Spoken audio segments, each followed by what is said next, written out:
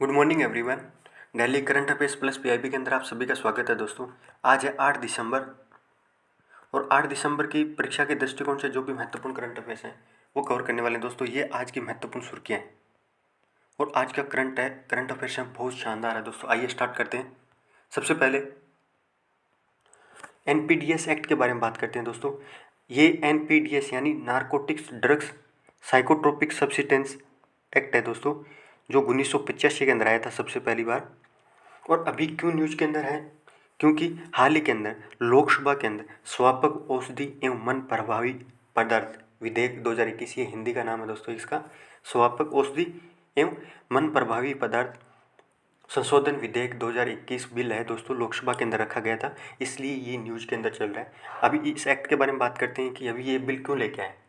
क्योंकि भारत सरकार के द्वारा 2014 के अंदर इस बिल के अंदर एक संशोधन किया था दोस्तों, और उसमें चिकित्सा संबंधी जरूरतों को पूरा करने के लिए यानी मेडिकल असिस्टेंस और मेडिकल आवश्यकता वगैरह रहती है नेसेसिटी, उसको पूरा करने के लिए एनपीडीएस एक्ट में संशोधन किया था 2014 के अंदर। और उसमें थोड़ा सा आसान किया था कि यदि आप मेडिकल ज़रूरत है तो आप नारकोटिक्स ड्रग्स वगैरह हो गए या साइकोट्रोपिक प्रोडक्ट वगैरह है उनका इस्तेमाल वगैरह कर सकते हो, उसको उपयोग करना आसान कर दिया था।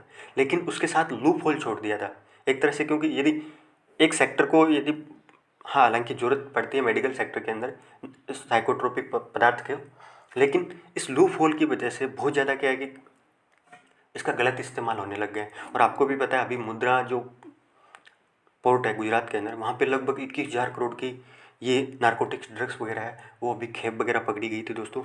तो सरकार के द्वारा वो त्रुटि जो 2014 के अंदर जो त्रुटि हुई थी उसको दूर करने के लिए अभी लोकसभा 2021 के अंदर बिल लेके आई है दोस्तों। और इसमें धारा 27 के अंतर्गत इस त्रुटि को सुधार करेगी दोस्तों। ये मामला था। अब आपको एक्ट के बारे में बताता हूँ दोस्तों। एनपीडीएस एक्ट है दोस्तों, ये सबसे पहले 1985 के अंदर आया था और अभी तक 3 बार संशोधन किया जा सका है, यानी ये याद रखिए थोड़ा सा। और 2021 के अंदर चौथी बार इसमें संशोधन किया जा रहा है।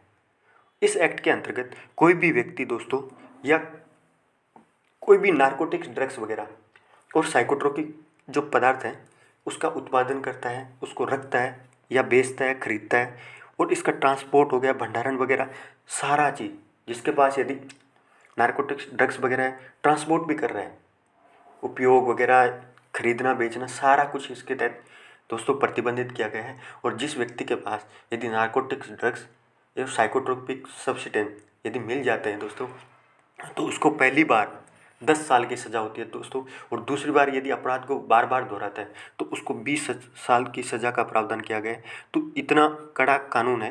लेकिन जो पिछला संशोधन की वजह से इस सेक्टर को, मेडिकल सेक्टर को क्या है कि थोड़ा आसान कर दिया था, उसकी वजह से लोग क्या है कि उसका गलत इस्तेमाल करने लग गए थे, और उस त्रुटि को सुधारने के लिए अभी लोकसभा के अंदर बिल लेके आई। ठीक है, अगला देखिए दोस्तों, भारत और रसिया वार्षिक शिखर सम्मेलन अभी आयोजित हुआ है दोस्तों, संपन्न हुआ है। ये 21वां भारत रसिया वार्षिक शिखर सम्मेलन है जो भारत के अंदर आयोजित किया गया था दोस्तों। और रूस के राष्ट्रपति व्लादिमीर पुतिन है वो इसको अटेंड करने भारत आए थे।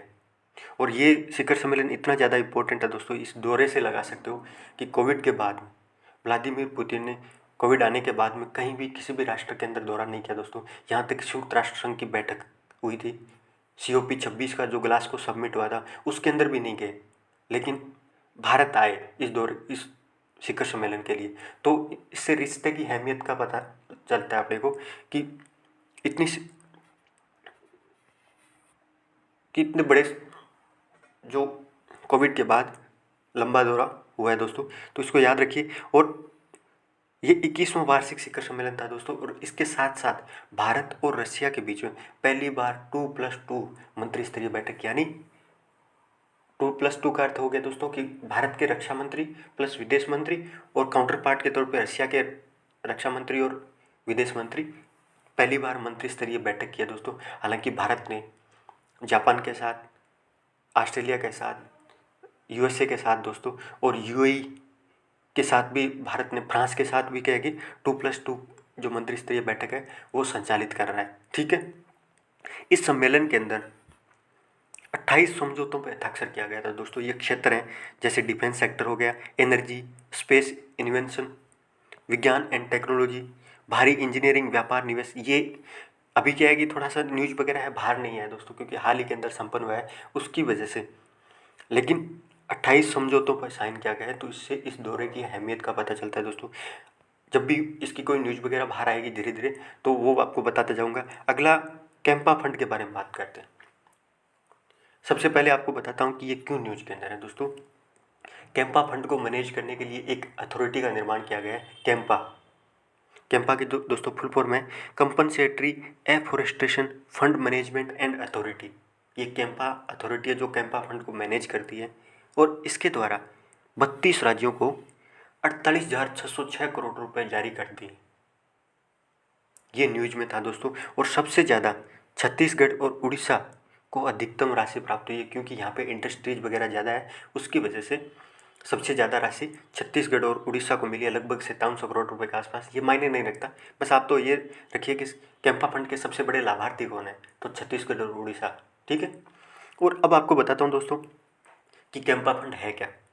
दरअसल दोस्तों कि व्यावसायिक योजनाओं के द्वारा, ये उद्योगपति वगैरह हो गए दोस्तों, जब भी व्यावसायिक योजनाओं के लिए वन भूमि का इस्तेमाल करते हैं दोस्तों, उसकी वजह से जो पर्यावरणीय नुकसान होता है उसको मुआवजे के तौर पर रखा देना पड़ता है। मान लो कोई भी इंडस्ट्री वगैरह किसी क्षेत्र के अंदर लग रही है, वहाँ पे पर्यावरण को नुकसान हो रहा है, वन भूमि को नुकसान हो रहा है, तो उसके एवज के अंदर उस व्यावसायिक योजना के लिए उस उद्योगपति को कुछ मुआवजे के तौर पर रकम देनी पड़ती है दोस्तों। वही रकम इस कैंपा फंड के तहत अंतर्गत रखा जाता है, इकट्ठा किया जाता है। और पिछले एक दशक में, यानी पिछले 10 सालों के अंदर दोस्तों, इस कैंपा फंड के अंदर 54,000 करोड़ रुपए की राशि है वो इकट्ठा हो गई। इतना बड़ा रकम है दोस्तों, वो कैंपा फंड के तहत पिछले 10 सालों के अंतर्गत इकट्ठा हो गई दोस्तों। ये जो कैंपा फंड है दोस्तों, वो 2016 के अंदर एक एक्ट के माध्यम से स्थापित किया गया था। कौन सा एक्ट दोस्तों? कंपनसेटरी फॉर एफॉरेस्टेशन फंड दो एक्ट 2016 के अंदर कैंपा फंड की स्थापना हुई थी, और 2016 में एक्ट के माध्यम से हुई थी दोस्तों, जिसको प्रतिकारात्मक वनोरोपण निधि अधिनियम 2016, ठीक है, याद रखिए आप। और इसके तहत कैंपा फंड की स्थापना हुई थी, और कैंपा फंड को संचालित करने के लिए, यानी कैंपा फंड को मैनेज करने के लिए, ये पैसे किन किन देशों, सॉरी, किन किन राज्यों को देना है और किस तरह देना है, और जो भी योजना वगैरह व्यावसायिक योजना लग रही है उसका आंकलन वगैरह भी करना, कि भाई कितना पर्यावरण का नुकसान हुआ है और कितना पैसा मुआवजे के तौर पे देना चाहिए। तो वो कैंपा अथॉरिटी है, वो भी इसी एक्ट के माध्यम से एक स्वतंत्र प्राधिकरण का गठन किया गया था 2016 में। तो ये चीज़ें आप याद रखना। अगला दोस्तों अंतर्राष्ट्रीय निपटान बैंक के बारे में बात करते हैं। अंतर्राष्ट्रीय निपटान बैंक इसका इंग्लिश में दोस्तों bank for international settlements, BIS, जिसको अंतर्राष्ट्रीय निपटान बैंक भी कहते हैं दोस्तों। और ये दुनिया भर के 62 सदस्य देशों के जो केंद्रीय बैंक रहते हैं, यानी भारत का जैसे रिजर्व बैंक है, USA का फेडरल बैंक है, इन केंद्रीय बैंकों के स्वामित्व का एक अंतर्राष्ट्रीय वित्तीय संगठन है। अंतर्राष्ट्रीय निपटान बैंक एक अंतर्राष्ट्रीय वित्तीय संगठन है, जिसमें कौन से दोस्त 62 सदस्य देशों के केंद्रीय बैंक रहते हैं, उनके स्वामित्व का एक संगठन है दोस्तों। सारी जितनी भी बड़े बड़े देशों की जो 62 सदस्य देशों की केंद्रीय बैंक है, उनका स्वामित्व का एक संगठन का निर्माण किया गया है, जो अंतर्राष्ट्रीय वित्तीय संगठन है, जिसको BIS, ठीक है। और इसकी स्थापना दोस्तों 1930 के अंदर हुई थी। अंतर्राष्ट्रीय निपटान बैंक की स्थापना कब हुई थी? 1930 में Germany, Belgium, France, UK, Italy, Japan, संयुक्त राज्य अमेरिका के द्वारा एक अंतर सरकारी समझौते के माध्यम से 1930 में, देशों का नाम याद मत रखिए, बस आप ये याद रखिए कि 1930 में एक अंतर सरकारी, विभिन्न देशों के अंतर सरकारी समझौते के माध्यम से अंतर्राष्ट्रीय निपटान बैंक की स्थापना की गई थी, ठीक है। भारत भी इसका सदस्य देश है। भारत का जो केंद्रीय बैंक है RBI है दोस्तों। प्रत्येक देश का केंद्रीय बैंक इस संगठन के अंदर प्रतिनिधित्व करते हैं दोस्तों। और इसका हेडक्वार्टर है वो स्विट्जरलैंड के बेसल शहर के अंदर है। और आपने इकोनॉमी के अंदर पढ़े होंगे बेसल नॉर्म्स पढ़े होंगे, पहला, दूसरा, तीसरा बेसल नॉर्म्स है, वो इसी संस्था के द्वारा जारी किए गए हैं दोस्तों। क्योंकि बेसल नाम से, क्योंकि इनका हेडक्वार्टर भी स्विट्जरलैंड के बेसल शहर के अंदर है, और इस संस्था के द्वारा बेसल नॉर्म्स भी बैंकों के लिए, केंद्रीय बैंकों के लिए जारी किए गए थे। अब इकोनॉमी के अंदर पढ़ते हैं दोस्तों। इसका मुख्य काम ये रहता है दोस्तों कि अंतर्राष्ट्रीय मौद्रिक और वित्तीय सहयोग को बढ़ावा देना। अंतर्राष्ट्रीय निपटान बैंक अंतर्राष्ट्रीय मौद्रिक यानी मॉनेटरीज और जो फाइनेंशियल कॉपरेशन है उसको बढ़ावा देना, और केंद्रीय बैंकों को एक बैंक के रूप में भी कार्य करता है। यानी जैसे भारत की सभी अनुसूचित बैंक है या जितनी भी बैंक है, उन बैंकों का बैंक कौन है? आरबीआई है। वैसे ही इन 62 देशों का बैंकों का बैंक अंतर्राष्ट्रीय निपटान बैंक है, बीआईएस। ठीक है, ये इस तरह काम करता है दोस्तों। अब अगला शिवाजी महाराज के बारे में बात करते हैं दोस्तों। शिवाजी के बारे में बात करते हैं, ये क्यों न्यूज के अंदर है। सबसे पहले ये बता देता हूँ कि भारतीय राष्ट्रपति के द्वारा छत्रपति शिवाजी महाराज को श्रद्धांजलि दी गई थी दोस्तों अभी, और उनसे जुड़ी हुई कुछ फैक्ट वगैरह परीक्षा के दृष्टिकोण से जो काम के हैं वो आपको जल्दी जल्दी बता देता हूँ दोस्तों। सबसे पहले उनका जन्म 1630 में महाराष्ट्र के पुणे जिले में शिवनेरी किले के अंदर, किले का नाम याद रखिए दोस्तों, पुणे के अंदर है ये, महाराष्ट्र के अंदर 1630 में शिवाजी महाराज का जन्म हुआ था। कौन से किले के अंदर? शिवनेरी किले के अंदर। ये किले उनके जीवन के अंदर बहुत ज़्यादा मायने रखते हैं, और उनके द्वारा तोरण किला और कोडाना किला, ये दोस्तों बीजापुर राज्य था उस टाइम गोवा के पास में, और बीजापुर के आदिल शाह दोस्तों बीजापुर के शासक थे, और उनसे तोरण का किला और कोडाना किला शिवाजी महाराज के द्वारा अधिकार कर लिए थे बीजापुर के शासक को हरा के दोस्तों। तो दोनों किला का नाम याद रखिए। इसके अलावा एक पुरंदर युद्ध हुआ था, इनसे जुड़े हुए बहुत सारे युद्ध थे, जैसे प्रतापगढ़ युद्ध हो गया, कल्याण युद्ध हो गया, लेकिन कुछ इंपॉर्टेंट युद्ध वगैरह जैसे पुरंदर का युद्ध था 1665 के अंदर, वो बहुत ज़्यादा महत्वपूर्ण था, और मुगलों के साथ हुआ था दोस्तों। मराठा और मुगल जो साम्राज्य है उन दोनों के बीच में पुरंदर युद्ध हुआ था 1665 के अंदर, ये चीज़ आप याद रखिए। और शिवाजी महाराज का सबसे लास्ट युद्ध संगमनेर का युद्ध था। उनके जीवन का क्या कि सबसे लास्ट जो युद्ध था वो भी मुगलों के साथ, और मुगलों के साथ ये अंतिम युद्ध था दोस्तों, जिसको संगमनेर का युद्ध भी कहते हैं। और 1665 के अंदर जो पुरंदर युद्ध हुआ था उसमें शिवाजी महाराज की हार हो गई थी दोस्तों, और उसी टाइम 1665 के अंदर शिवाजी महाराज प्लस राजस्थान के राजा जय सिंह प्रथम थे जो औरंगजेब की तरफ से प्रतिनिधित्व कर रहे थे दोस्तों, और उन दोनों के बीच में एक पुरंदर की संधि हुई थी। ये भी संधि वगैरह भी आप याद रखिए। 1665 में शिवाजी महाराज प्लस राजा जय सिंह प्रथम जो किसका प्रतिनिधित्व कर, मुगल सम्राट औरंगजेब का प्रतिनिधित्व कर रहे थे, और उन दोनों के बीच में ये संधि 1665 के अंदर ही हुई थी, याद रखना तो। ठीक है, और एक और इम्पोर्टेंट फैक्ट वगैरह आप याद रखिए दोस्तों। शिवाजी महाराज ने साउथ के अंदर दक्कन प्रणाली से शासन किया था दोस्तों। प्रशासन वगैरह था वो दक्कन प्रणाली पर आधारित था, और उनके जो राज्य के अंदर अष्टप्रधान भी थे। साथ में उनका जो राजस्व प्रणाली थी दोस्तों वो मलिक अंबर, ये अहमदनगर के थे मलिक अंबर, और उनकी काठी प्रणाली से प्रेरित था। शिवाजी महाराज के शासनकाल के दौरान जो राजस्व प्रणाली थी वो मलिक अंबर की काठी प्रणाली से प्रेरित थी, आप याद रखना। इस तरह के फैक्ट वगैरह होते हैं वो परीक्षा के अंदर पूछ लेते हैं। नेक्स्ट दोस्तों वन लाइनर फैक्ट के बारे में बात करते हैं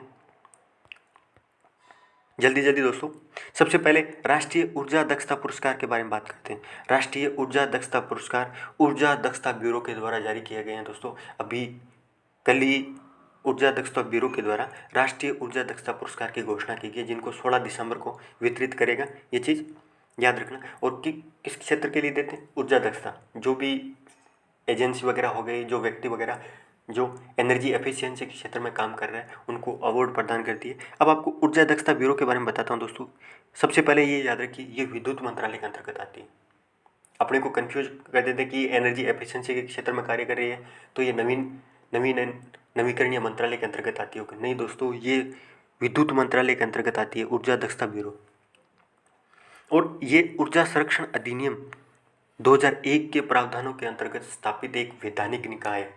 ऊर्जा दक्षता ब्यूरो 2001 के अंदर ऊर्जा दक्षता संरक्षण अधिनियम आया था, उसके अंतर्गत विद्युत मंत्रालय के अंतर्गत स्थापित एक वैधानिक निकाय है। इंपॉर्टेंट फैक्ट है दोस्तों, याद रखना। नेक्स्ट दोस्तों माउंट सेमेरू ज्वालामुखी के बारे में बात करते हैं। कौन सी ज्वालामुखी? Mount Semeru. ये ज्वालामुखी दोस्तों इसको द ग्रेट माउंटेन के नाम से भी जाना जाता है। सेमेरू ज्वालामुखी है उसको द ग्रेट माउंटेन के नाम से भी जाना जाता है दोस्तों। और ये जावा इंडोनेशिया के दोस्तों, इंडोनेशिया देश है उसके 2 आइलैंड है दोस्तों, एक जावा एक सुमात्रा, और उनमें से जावा सबसे अधिक, इंडोनेशिया की ज़्यादातर जो पॉपुलेशन है वो जावा के अंदर ही है दोस्तों। और जावा का सबसे उच्चतम ज्वालामुखी शिखर है इंडोनेशिया के जावा आइलैंड है दोस्तों, वहाँ पे माउंट सेमेरू सबसे उच्चतम ज्वालामुखी शिखर है, याद रखना, ठीक है दोस्तों। और सर्वाधिक सक्रिय ज्वालामुखियों में से भी एक। इसके अलावा इंडोनेशिया के अंदर 2 ज्वालामुखी याद रखिए, एक तो माउंट मेरापी, एक माउंट सिनाबग। ये दोनों सर्वाधिक सक्रिय ज्वालामुखियों में से एक है जो इंडोनेशिया के अंदर पड़ती है दोस्तों, माउंट मेरापी और माउंट सिनाबाग। और माउंट सेमेरू कहाँ पे है? जावा इंडोनेशिया के अंदर, ठीक है, जिसको द ग्रेट माउंटेन के नाम से भी जाना जाता है। ये समय समय पर क्या है कि दोस्तों विस्फोट होता रहता है, माउंट मेरापी वगैरह तो बहुत ज़्यादा न्यूज में रहता है, ठीक है। नेक्स्ट दोस्तों, एक पक्षी अभयारण्य की घोषणा की गई है दोस्तों, जो तमिलनाडु के वल्लीपुरम जिले के अंदर पारिस्थितिक रूप से महत्वपूर्ण काजू वैली जो आर्द्रभूमि है दोस्तों, काजू वैली आर्द्रभूमि कहाँ पे पड़ती है? तमिलनाडु के अंदर। सबसे पहला फैक्ट याद रखिए। और इसको एक पक्षी अभयारण्य यानी बर्ड सेंचुरी के रूप में अधिसूचित किया गया है। ये चीज़ याद रखिए। कौन सी आर्द्रभूमि को? काजू वैली आर्द्रभूमि को हाल ही के अंदर तमिलनाडु के अंदर पड़ती है दोस्तों, इसको बर्ड सेंचुरी के रूप में अधिसूचित किया गया है। दूसरा फैक्ट ये याद रखिए कि जो पुलिकट झील है, पुलिकट झील के बाद में काजू वैली आर्द्रभूमि दक्षिण भारत की दूसरी सबसे बड़ी खारे पानी की झील है। भारत की सबसे बड़ी खारे पानी की झील कौन सी है? तो चिल्का झील है। लेकिन साउथ की, दक्षिण भारत की सबसे बड़ी खारे पानी की झील कौन सी है? तो पुलिकट झील है दोस्तों। लेकिन उसके बाद में सेकंड नंबर पे जो काजू वैली आर्द्रभूमि है, ये दक्षिण भारत की दूसरी सबसे बड़ी खारे पानी की झील है, आप याद रखिए, ठीक है। अगली दोस्तों एक पानेक्स 21 के बारे में बात करते हैं। ये एक मानवतावादी और आपदा के दौरान जो सहायता वगैरह प्रदान करने के लिए एक एक्सरसाइज है दोस्तों, जिसको बिमस्टेक कंट्रीज के द्वारा आयोजित किया गया है। पानेक्स 21 एक humanitarian assistance and disaster relief exercise है। यानी जब आपदा के दौरान क्या है कि राहत कार्य कैसे संचालित किए जाएँ और मानव समुदाय उसकी मदद वगैरह की जाए जिनको ज़रूरत वगैरह रहती है, तो उस दौरान किस तरह एक्ट वगैरह करना होता है, ये इस एक्सरसाइज के अंदर कंडक्ट करवाया गया था दोस्तों। नाम याद रखिए, पानेक्स। और ये बिमस्टेक देशों के द्वारा, जितने भी बिमस्टेक देश हैं दोस्तों, भारत के पड़ोसी देशों के साथ साथ थाईलैंड और म्यांमार भी उसमें शामिल है दोस्तों। तो बिमस्टेक आप जरूर उसके कंट्रीज वगैरह देख लेना एक बार। उनके द्वारा पानेक्स 21 एक्सरसाइज है, ये एक डिजास्टर रिलीफ एक्सरसाइज है, ठीक है, नेशनल डिजास्टर रिलीफ एक्सरसाइज है। एक मल्टी देशों के बीच में, सभी बिमस्टेक कंट्रीज के बीच में ये एक्सरसाइज है दोस्तों। ये आज की महत्वपूर्ण करंट अफेयर्स थी, जो बहुत ही ज़्यादा शानदार करंट अफेयर्स थी दोस्तों आज की। और मैं आप सभी के लिए दोस्तों मेरे चैनल पे अंतर्राष्ट्रीय सार संग्रह नवंबर महीने की जो क्रोनोलॉजी है और दिसंबर महीने की क्रोनोलॉजी है दोस्तों, वो कवर करवा रहा हूँ आपको, टू द पॉइंट कवर करवा रहा हूँ, आप देखना मत भूले। और साथ में दोस्तों आप इस चैनल को लाइक और सब्सक्राइब जरूर कर दीजिए। आप सभी का धन्यवाद दोस्तों।